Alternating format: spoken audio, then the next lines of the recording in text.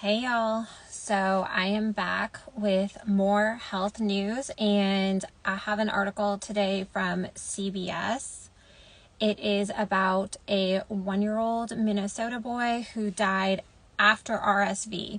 And I want to talk about this article, some of the specifics, some of the things that they left out, and then talk a little bit about the take home from the article, and then some statistics about RSV deaths in our country, in America, and then a little bit about things you can do at home.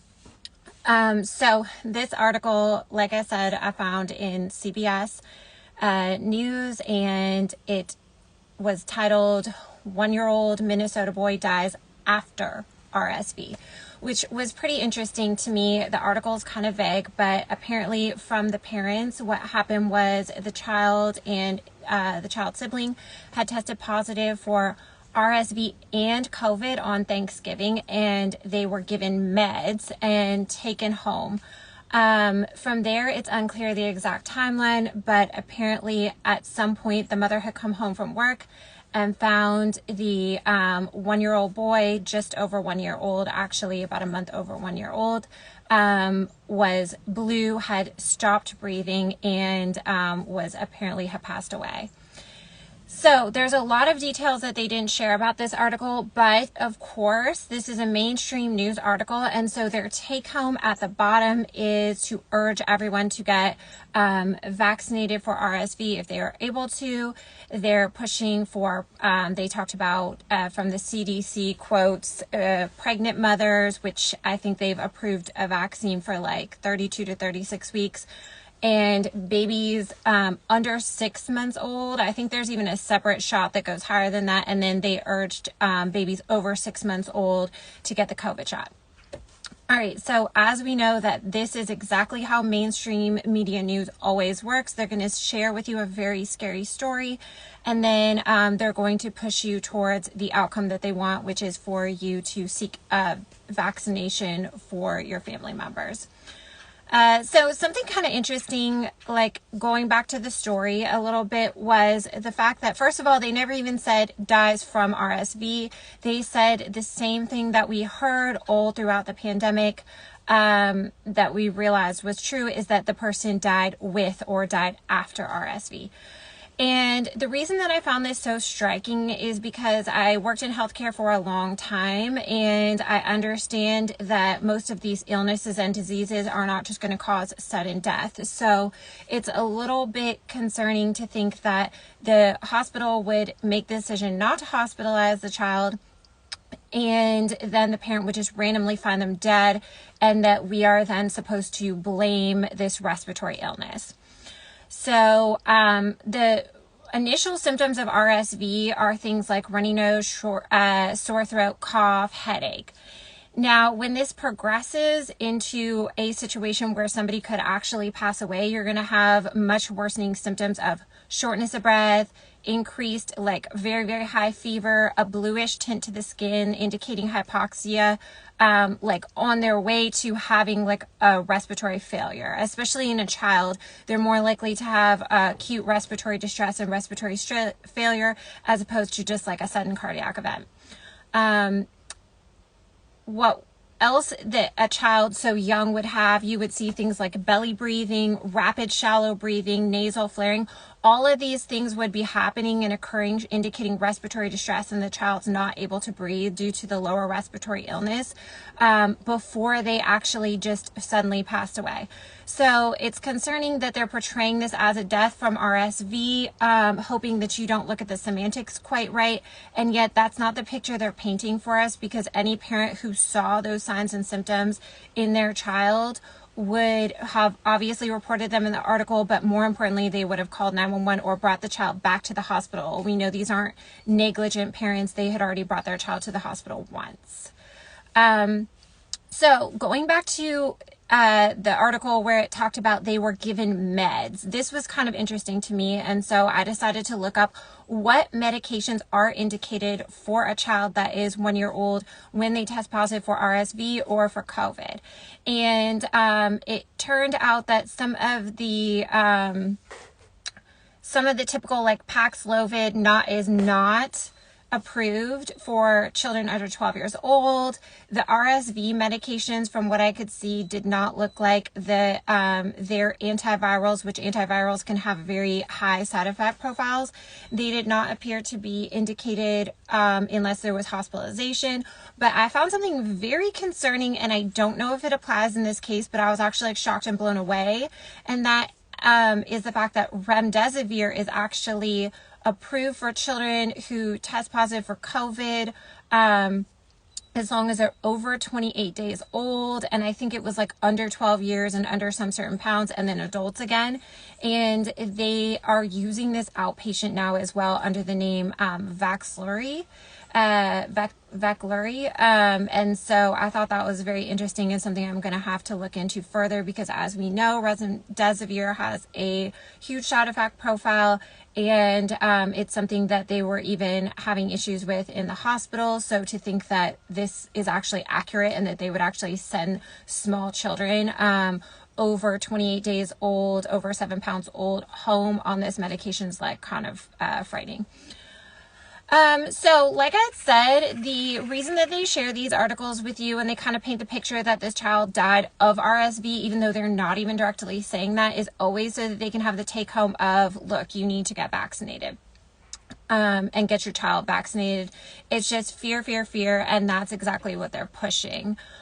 But if we look further into, the statistics of RSV and RSV deaths, I think we can actually feel a lot better and a lot more confident not thinking that jumping to a vaccine is the way to go.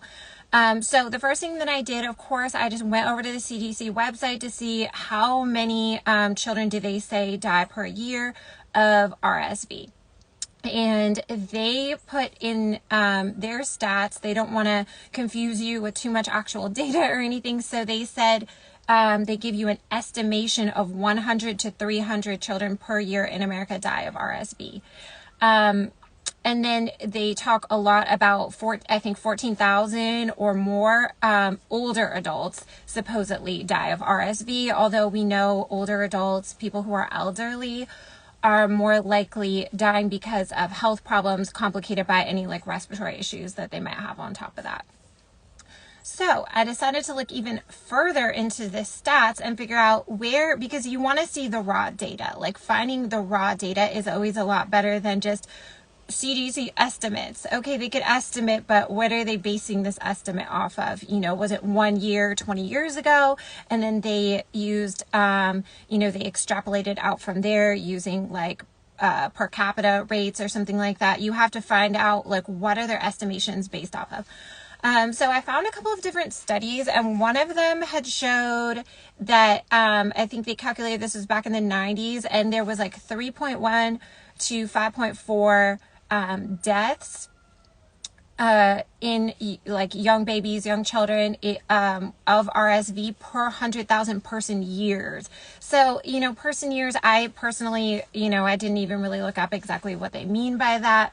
But personally, I was like, this is not really a way I'm going to look at something and just intuitively understand the risk, but it sounds pretty low. So I looked further.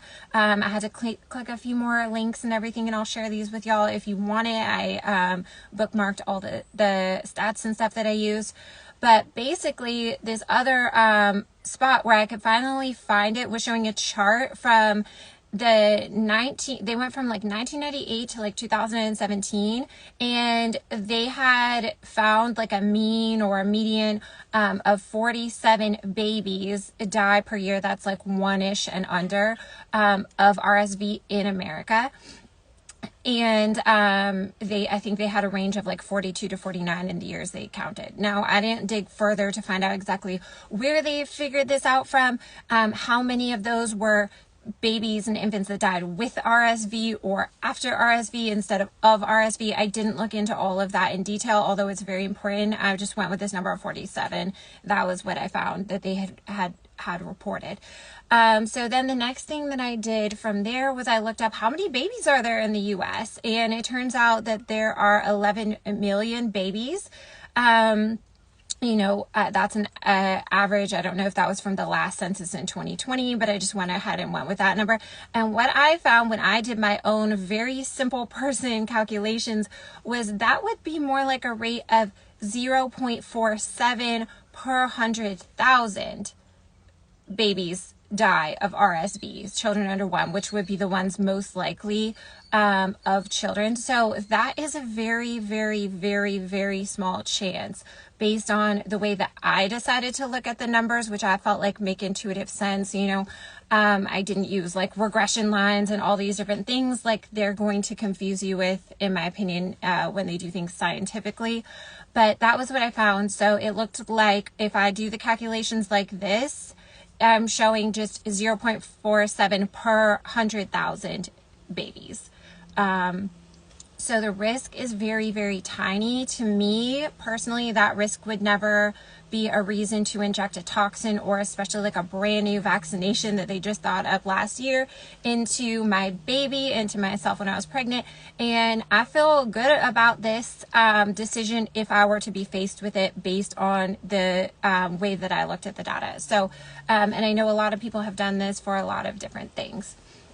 So let's wrap it up. Here's what I'm going to say instead.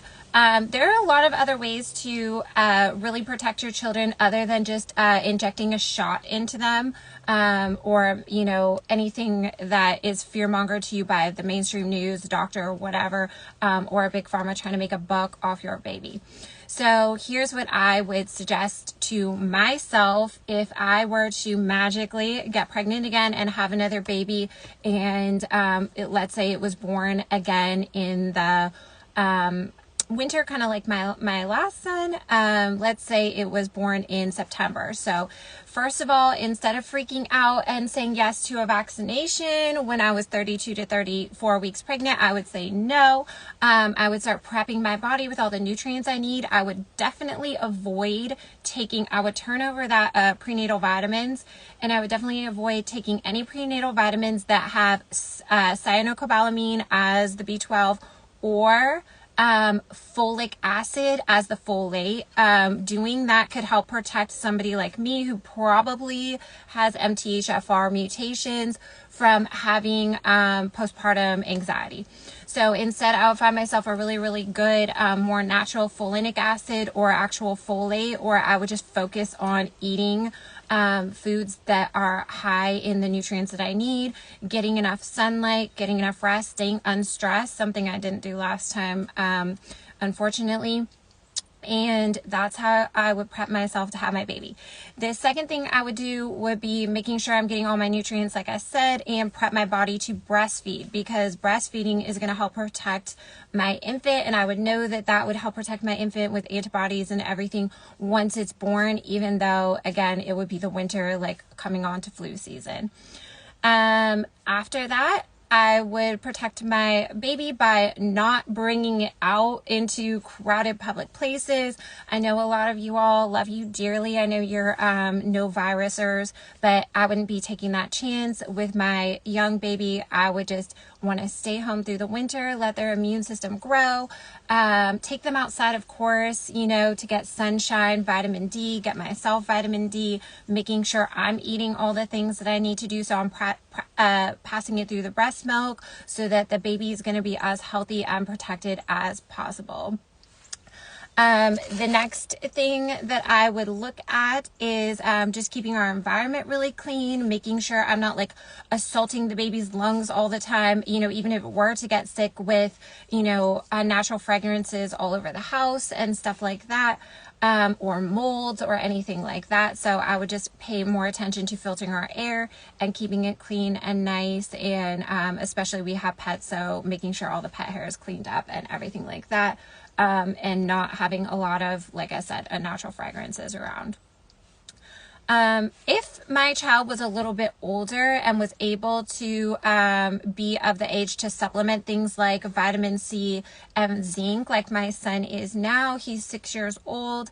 And if I was to feel, in the winter time that he was coming down with RSV, or RSV is going around, he actually was sick maybe like around the beginning of Thanksgiving, I made sure to supplement, which I always do anyways, but I gave him extra care in giving him his vitamin C supplements, and I was really good about supplementing his zinc also, so to keep him protected there. Same thing with him. I supplement him, folinic acid. I supplement him methylcobalamin, which is methylated B12, and all of the other vitamins and minerals that he needs to stay healthy. So those are just a few little tips that I have there. We need to not be freaking out, not be afraid all the time. Every time we see a news article scaring us of, 1-year-old child dies after RSV, we need to take this into context. We need to look at the way that they stated what they said, because they obviously might not even be forthcoming. After that, we need to look at the actual risk, which was actually very, very tiny, and we still don't even have any stats on, how many of those babies were preemies, how many of them had other issues going on in their body. So that's all I have to say about that. I'm going to be doing health news articles every single day of the week, hopefully this week, so stay tuned for that.